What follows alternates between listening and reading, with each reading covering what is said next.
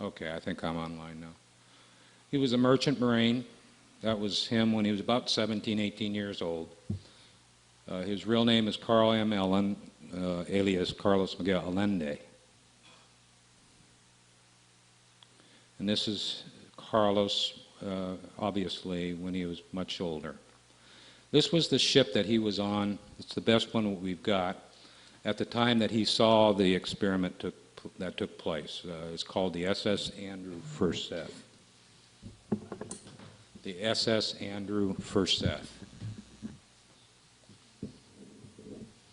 Now, this is what a Liberty ship that the SS Andrew Forsyth would look like. It's a huge ship. It's a cargo ship. And if you're interested, there's one there up there in Fisherman's Wharf in San Francisco. It's a museum. Really a neat ship. Allende further wrote, the field was effective in an oblique spheroidal shape, extending 100 yards, more or less, due to lunar position and latitude, out from each beam of the ship. Now, that's an awful lot of information, and you have to really think about it, and you get nothing out of it other than it's a bunch of words put together. But this is what an oblique spheroid looks like, looking at it from afar on top as it spins. And this is the major and minor axis of the oblique spheroidal. What does that look like? What does that form look like to you?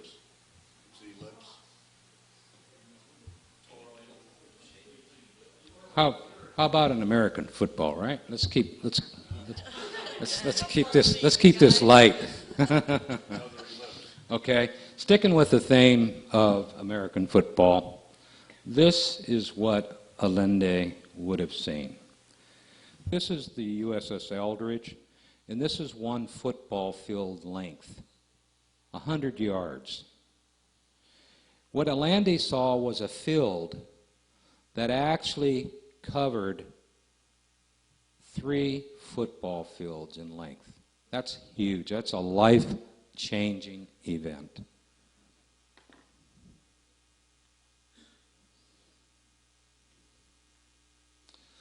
This is the USS Eldridge.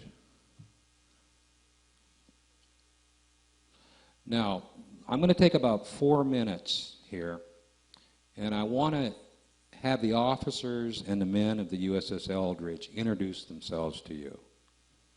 Okay? So just kind of keep your eyes on the screen, and we'll kind of see who these guys are.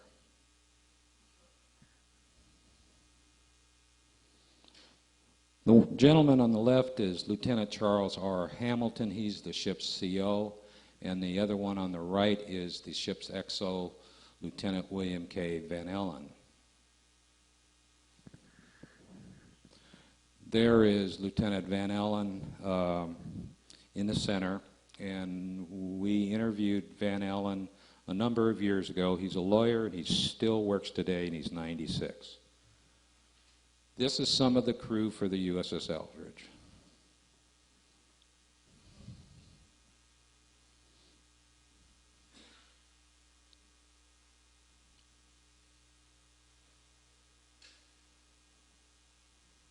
Can everybody see that okay? These pictures have never been seen by anybody other than the one sailor that took them many years ago. That's the chief's quarters there. Those are typically E6s and above. The Eldridge had their own band. There they're practicing down below deck. And they're on shore someplace playing. And then they're also playing there on the aft end of the ship with many guests attending there to listen to them. There's a cook on the left, and the engine room is on the right. That cook was happy.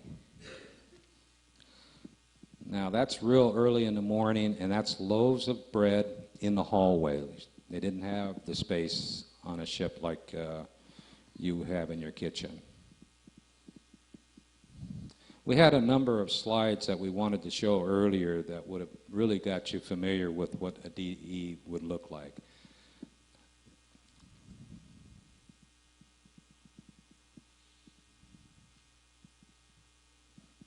Now he's manning a, looks like a 40 millimeter machine gun. And here they're target practicing while out at sea.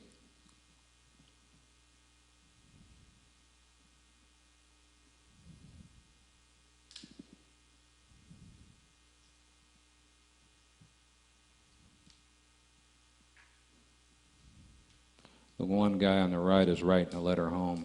He doesn't look too happy. It's hot. There are the crews working as a team. Mail call. Probably the best time in any sailor or Marine's career, day was mail call. This is the Eldridge, a shot from the Eldridge showing that they're in company with a number of other, looks like destroyer escorts too. That's a picture of the USS Eldridge when it was in Okinawa, off the coast of Okinawa in 1945. This is the crew. That background is Okinawa. I lived 12 years in Okinawa. I'd remember it. There's the crew going ashore and a number of the ships that were kind of tied up with each other there. That's a Japanese gun emplacement. Some of the Eldridge's crew were taking pictures. Now, let me ask you, where's the best place to hide a secret? Good. That's what you're going to find out tonight. It's been out in front of you and I since 1957, for that matter.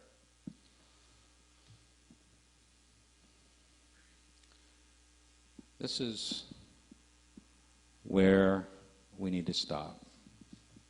This is an actual photograph of the USS Eldridge. It's an official one that was declassified in 1957.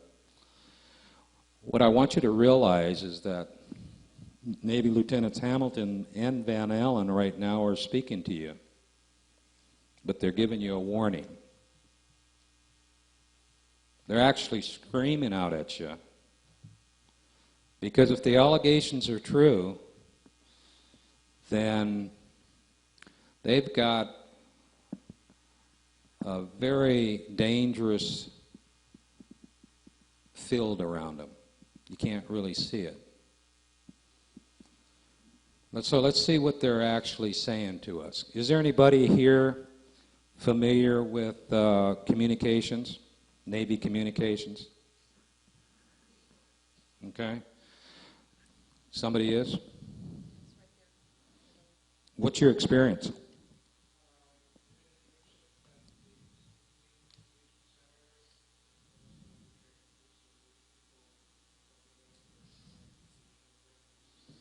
Okay. And I bet you Navy communications is really something that is held very close to the chest, is it not? Yeah, so the average individual, such as you and I, we wouldn't have any idea what they're really telling or speaking to each other about. But here is where the CEO is telling somebody, I wish to communicate with you. See that flag? See that flag right there? That's what this is. That's the color, and that's the meaning.